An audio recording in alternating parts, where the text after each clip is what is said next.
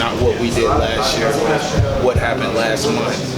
One of the big questions is going to be obviously on the defense. Just how have you seen guys start to step up, guys that are going to play bigger roles this time around? You can see guys being more vocal, guys telling people, no, that's not right, that's not how we do it. And that's what you love to see. You know, a standard is built and then it's kept. It's just not built 1 year and then, okay, we'll let the standard a little loose. I just love the standard being the standard.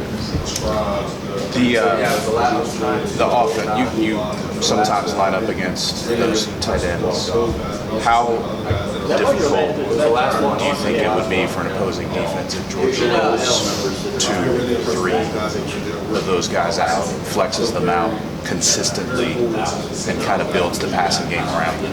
I wouldn't want to answer that question because that sounds like something going into our offensive scheme, but I just know those tight ends, Coach Hartley does an amazing job with those guys, and we always go against the tight ends as the outside linebacker group, and they always have good hands, they run clean routes, you really rarely see Coach Hartley yelling at them for messing up. He goes and talks to them and tries to help them, get their game to that next level. Do they play off each other? Just the Brock, Eric, Darnell, I know Oscar's in that other guy, but are they different enough to complement each other that Well, I say it like this, you got 3 different type of guys. You got the big bruiser, Darnell coming through, big O, he gonna move any man, I don't care what you say. And then you got Brock Bowers, he'll run past any man. And then you got Reek, that's a combination, a little bit of both. So I say that, lining up against those guys every day, I don't think I'll face better tight ends in the world. And I think I'm prepared for anything I can see. Are there any linebackers that are quick enough to keep up with them, and are there any defensive backs that are big enough to get? It seems like guys like this are a mismatch. Yeah, it's usually, those hybrid wide receiver tight end guys, they've been giving mismatches problems in the NFL, even now. So I think that's just the new age of football, and we got to get some guys like, Darren James or guys in the NFL like big nickelbackers that can cover them. No, I don't know if some people think that you guys are flying under the radar a little bit because you guys lost so much talent in terms of 5 NFL first-round draft picks on defense.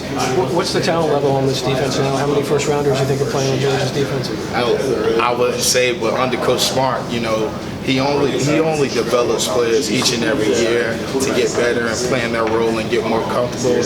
And he builds confidence in us through practice. So we practice, the hardest practice you'll ever go through is at Georgia. And I believe that. I've been here for 4 years, and it just prepares us for the next stage, the next level. And I just think, you never can call, and I believe in superstition, so I don't want to say anything. What impressions do you have of the summer enrollees, the true freshmen that I got on campus, I think at the end of May? Man, they came in ready to work. They understood that, it's a standard here, and that guys are going to lead the way, and all you have to do is just follow in line, and you'll be okay. Has anyone in particular stood out to you from that group? Man, Jaden Walker, Marvin Jones. Marvin, I watch him. He's in my position group, and I'm the most excited to see him just because when he came in, he's a great pass rusher, good arms, great limb, and he just works hard.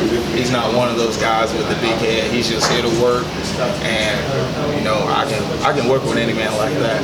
You mentioned being a leader. Is that something you like? I wouldn't say I like being a leader. It's just a certain, your mom taught you right and wrong, and I just want to do things the right way. So what does it mean this year? Obviously you have so much to replace on the defensive side of the ball. What does the right way look like for Georgia on defense this year? Just 11 hats to the ball, us flying around having fun. It's not about stats.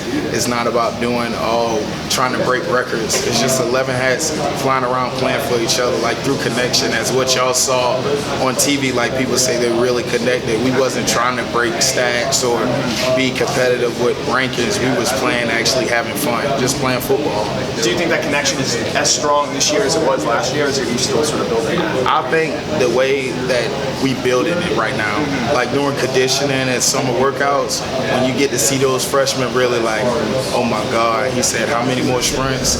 You get to build that connection and tell them, come on, you good, like we got this. So to help them push forward and keep going, it's always amazing. So it's your fourth year in the program. What are you sort of expecting in adjusting to the grind, the day in, day out? How do you feel prepared for that this year? I feel like I'm gonna demand more from myself, just simple. I'm gonna demand more of myself from the treatment standpoint, the nutrition standpoint, and just being able to get, guys say they get in a routine and make it. I'm gonna try to just make my routine more NFL-like. I heard you went to the same fishing place that Marvin Jones did. Are you a big fisherman? Yeah, I love fishing. I take Marvin fishing. Me and him went fishing about 3 times.